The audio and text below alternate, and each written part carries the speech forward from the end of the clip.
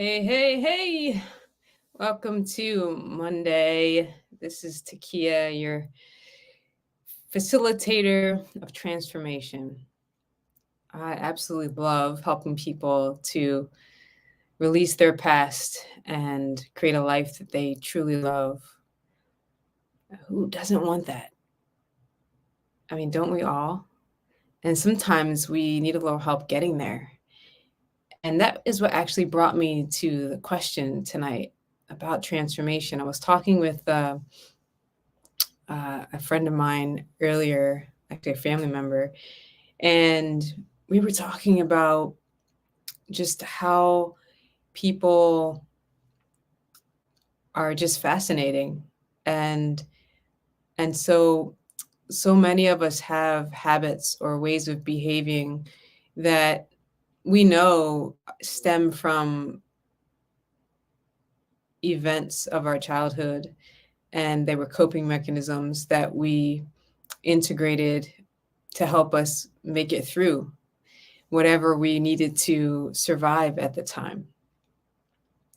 And sometimes we carry those same behaviors and patterns into our adult lives, and we don't think that we're able to change them. Sometimes we give up on them and decide that they're not something we want to change because we don't think we can.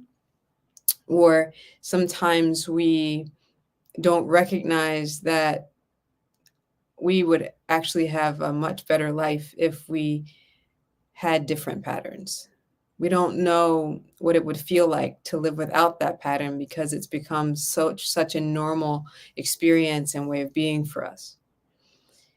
And so I was thinking about how transformation is such a widely used word, and but no one really talks about what it is that you're transforming. Great, transform your life. Okay, so we're going to make our life different. Great, I get that. But actually, what are we changing to make our life better? And so I thought it might be a worthwhile endeavor to just share with you kind of the nuts and bolts of what we actually look to change in order to have experiences that we would prefer.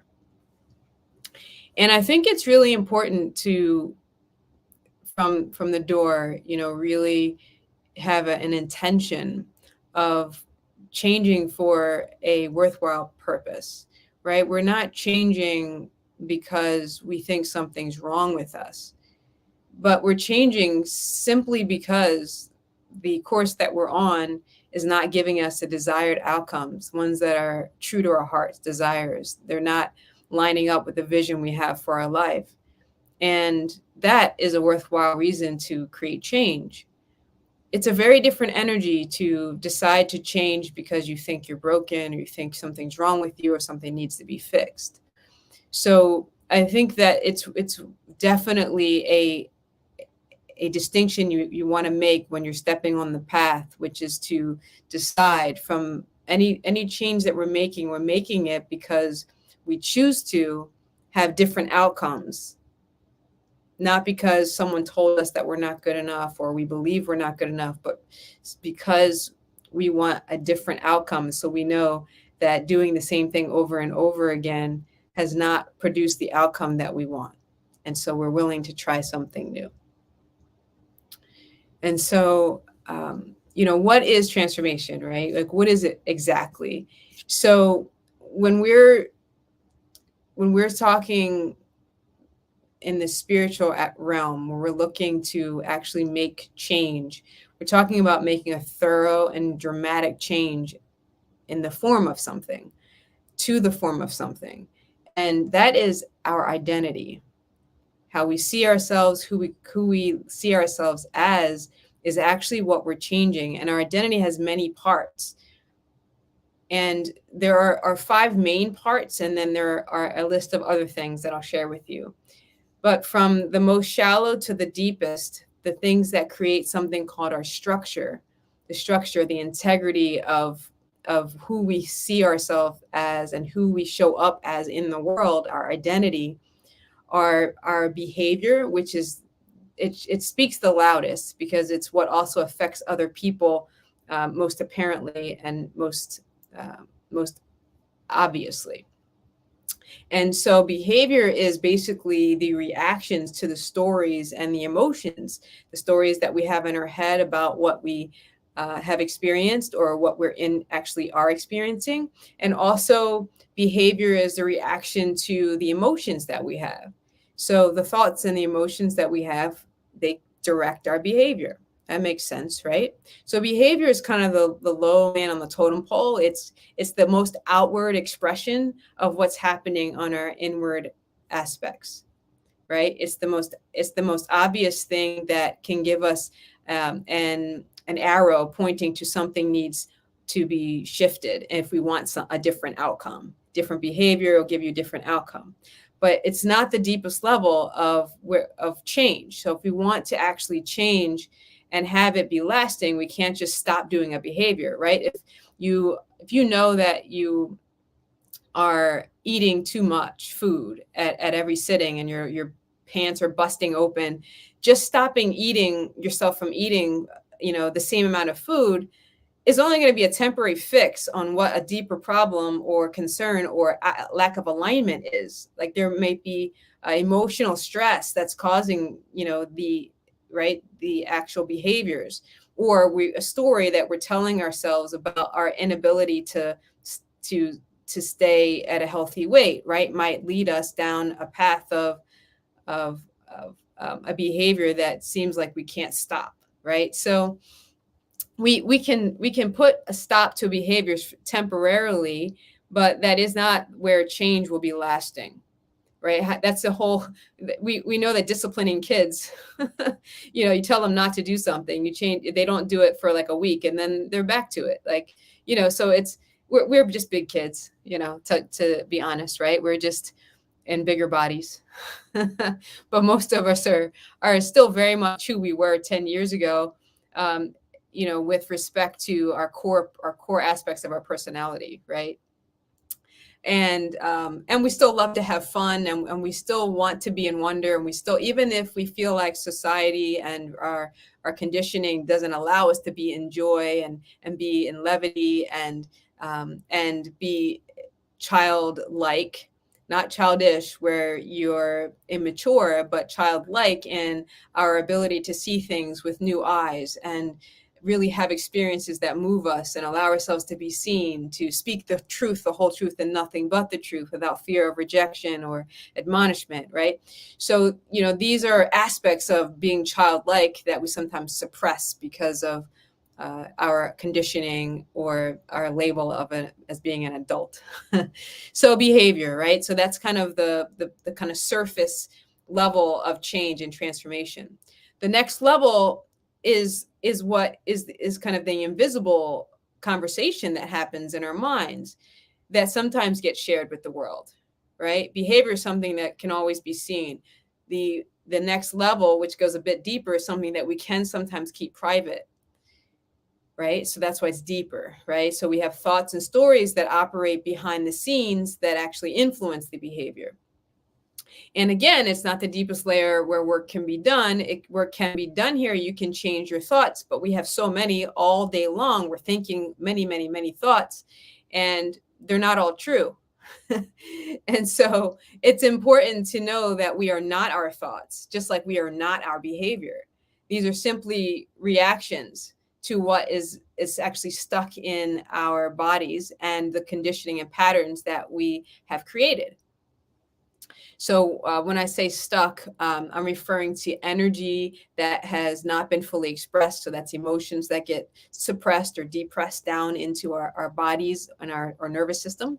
I'm speaking of unprocessed trauma, things that we didn't fully integrate or heal because, and they still, we still very much have those present in our active experience when we have fear that comes up uh, around that traumatic kind of arena. So it might be a relationship, it might be around money, it might be around your physical body. It could, we all have varied experiences. So what it is that you're most sensitive about and to, and what the most fear rises up around.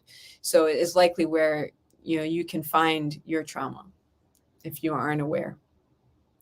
And so the next level, so deeper to, we have behavior, which is the surface area, which everyone can see. We have the next level of thinking, thoughts, stories that we create.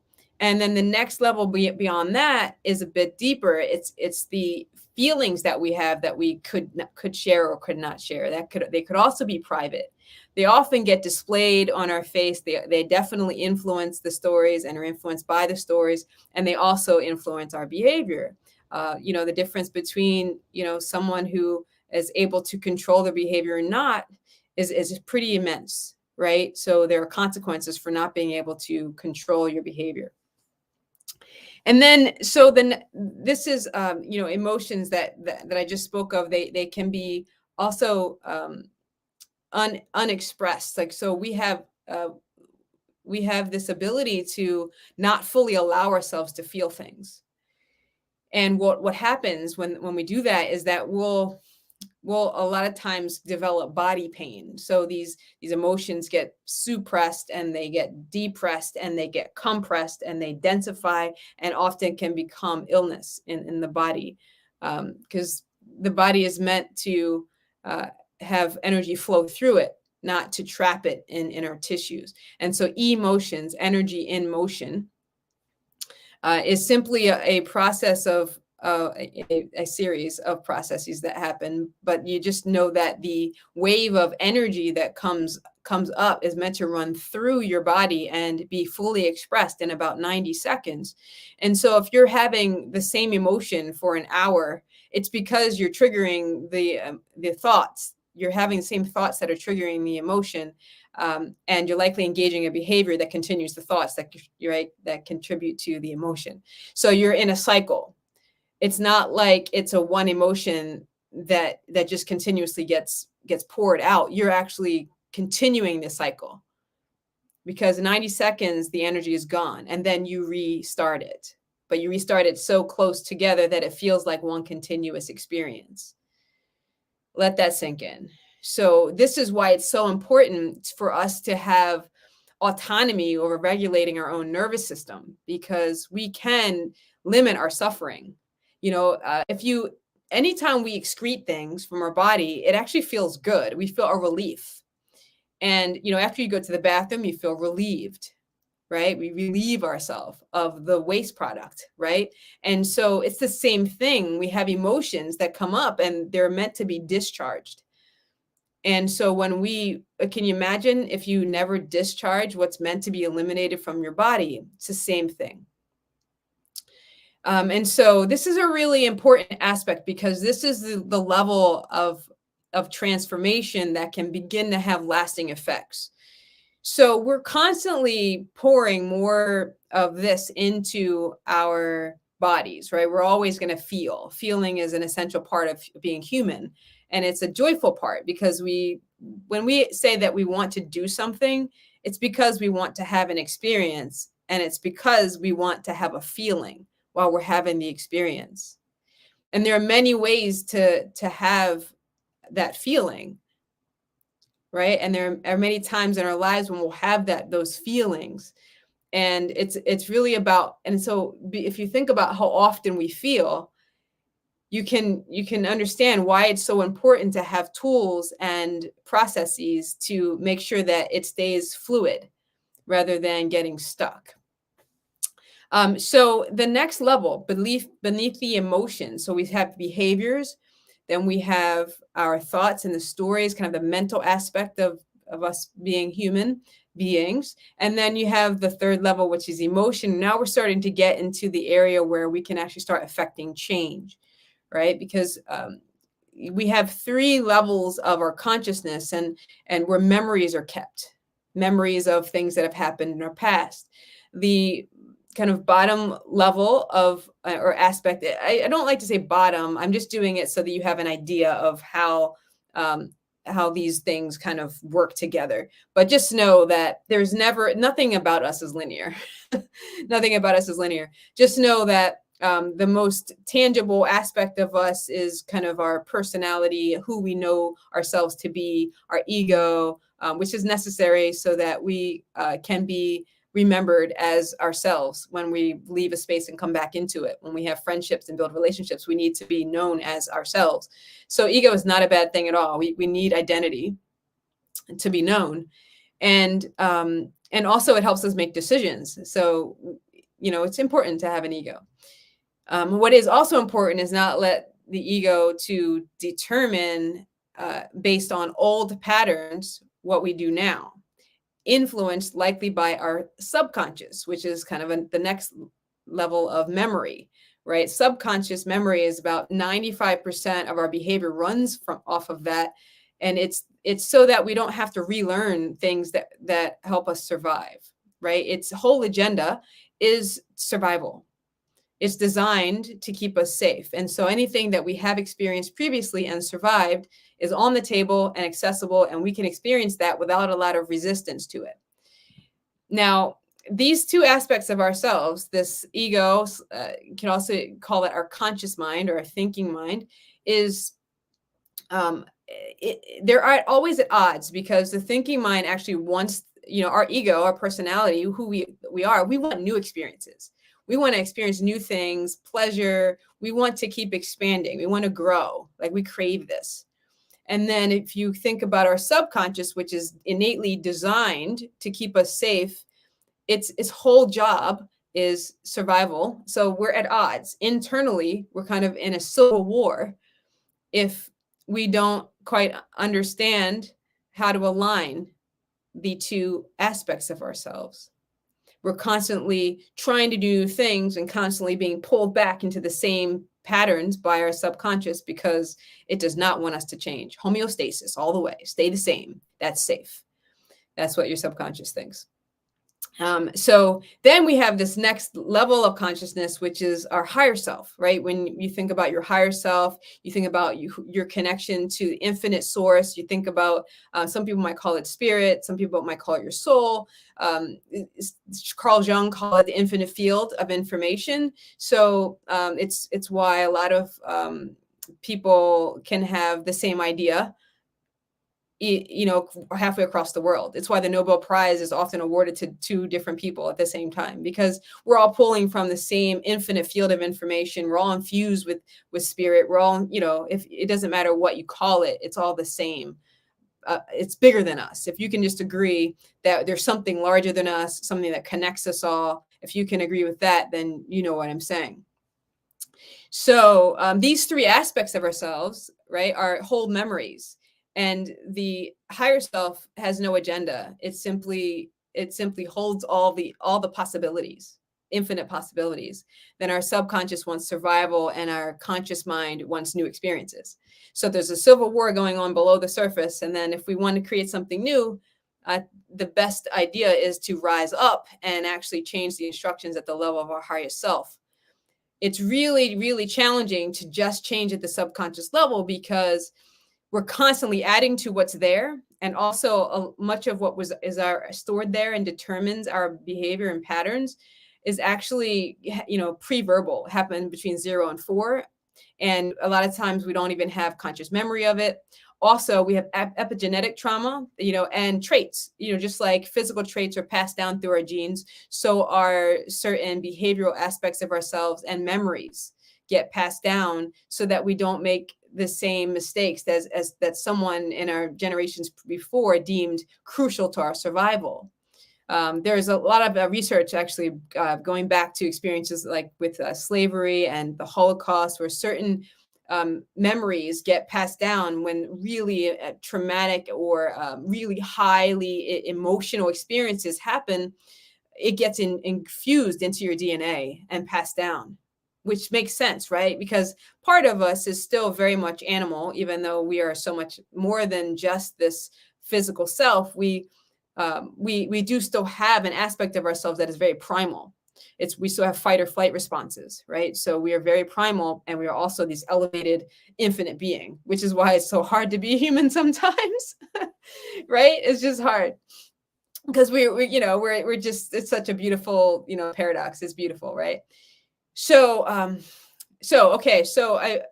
just, that's a big conversation, right? We could talk about that for a long time, but just understand that we have these three aspects with different agendas, and we need to make space in the subconscious in order to integrate anything new, to make any change that is going to last. We have to make space. We have to let go of some of the things that are stored there so that the instructions are new and we're allowed to have new experiences in the subconscious. Or else every time we try to do something new, we'll just sabotage ourselves, because safety is the number one rule, and new is never safe. So there are ways to create safety, and that's a whole nother conversation. So 3 levels of self. We talked about behavior being the kind of most superficial level of transformation, and then we talked about the mental aspect. We talked about the emotional aspect, and then we talked about emotions and how this is kind of where you start to make true change, right? And the emotions is the level of the body. This is where we feel things. And sometimes the emotion that gets suppressed or depressed can actually turn into dense kind of objects and tissue and get stuck. Thus the disciplines of myofascial release, and then there's illness. And then finally, the kind of last 2 aspects. So we have beliefs. Beliefs are kind of the core processing aspect of us that attribute based on the meaning that we attributed to things that we experience. Meaning is really important. Like, what we make something mean determines our experience with it, whether it's seen as something that was pleasurable or not. And so we actually have the power to change meaning, which is really important in the process of transformation. Sometimes it's all you need is to actually change the meaning of an event. If you have one big thing that happens in your life that has been kind of the bane of your existence because you made it mean that you are that thing, right? It's the difference between being a victim and being victimized, right? If you say I am a survivor of X, then you decided that I am a survivor, and that means you've attached this surviving this event as part of your identity, versus I experienced, or I was at one time victimized. That was an event that happened to me or it happened in my life, but not who I am, right? It's very important to make a distinction and not make things that have happened who you are, because then the structure of your identity actually is made up of the things that you attach meaning to. Your identity is your structure. So it's important that we make the distinction between things that have happened and things that are actually who we are. We are beings of love and light. We are human beings, right? But we are not what has happened to us. And if you continue to let what's happened in the past define us, then we continue to get the same outcomes that we've been getting. And then finally, the last aspect is the original event.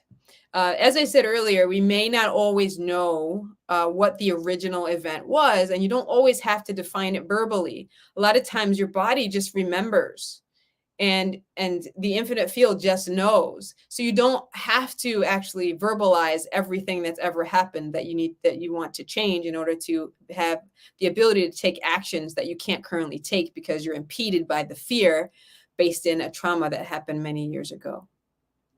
Okay, so these are the levels of kind of engagement with life that need to be transformed. These are the residue, and also the structures, and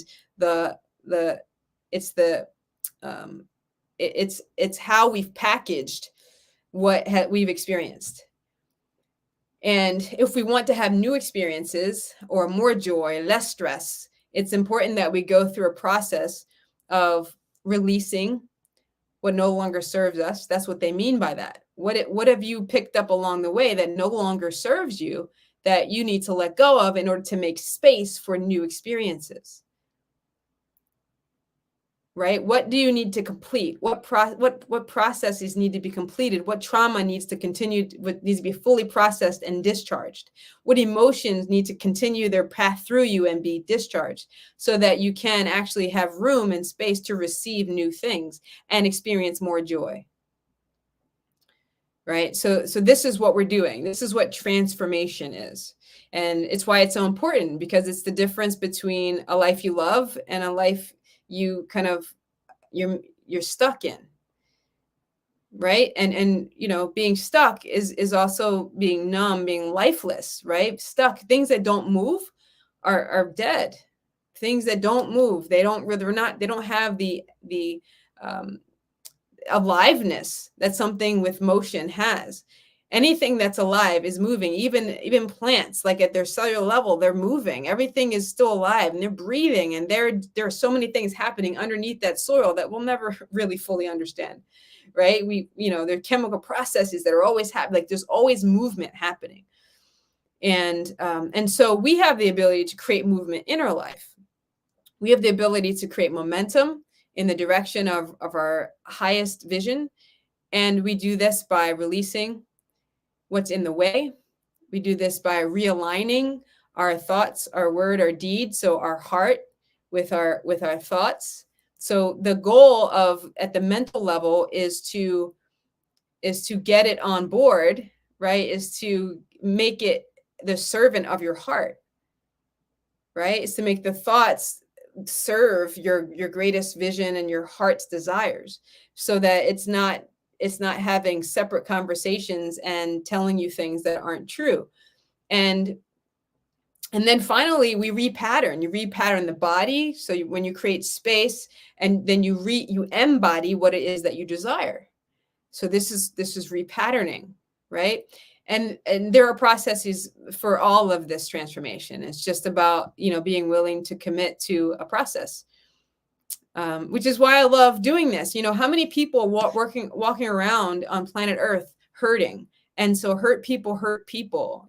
People have these civil wars happening inside themselves. Inner conflict is one of the primary causes of outer conflict, right? Lack of communication, lack of trust, lack of love here creates the same out there with every contact that we have. So this is why I really believe that the revolution is personal evolution. If we are able to look at ourselves and decide that we want to be the highest version, because we have things that our hearts truly desire to create in this lifetime, and then we do change only in alignment with that highest vision, right? We're not looking for shadows or pain. We're simply removing what's in the way of our dreams, and we're walking that path. Because I guarantee you, because of the subconscious agenda, you will always have resistance pop up when you're creating something new. And so if you're not afraid, it's not big enough. If what you're trying to accomplish right now is easy, and you're not having any resistance to it at all, the likelihood is that it's not truly what you want, or it's not as big as you could dream. Because if you've already had it, it's the only way that you won't have resistance to it when you create something new. It's just the way we're designed. So I will leave you on that note. I think we touched on a lot of different things. Leave your comments below. If you have questions, I'm happy to answer them. If you have contributions, I'd love to respond to them. Yeah, I love this stuff. This is a life worth living. This kind of work is worth doing in this lifetime, because it's what life is about. It's creating a life that we truly love, so we leave a legacy. And yeah, we create the kind of world that we really want to live in. So life is meant to be juicy. Keep it juicy so it stays delicious. If no one's told you yet today, I love you, and you are worthy. You are more than enough. You are not broken. You are perfect. You work perfectly. All of you is needed. Your unique gifts are needed in this world. And I hope that this has been valuable to you, and offered some insight into transformation. Lots of love. Peace.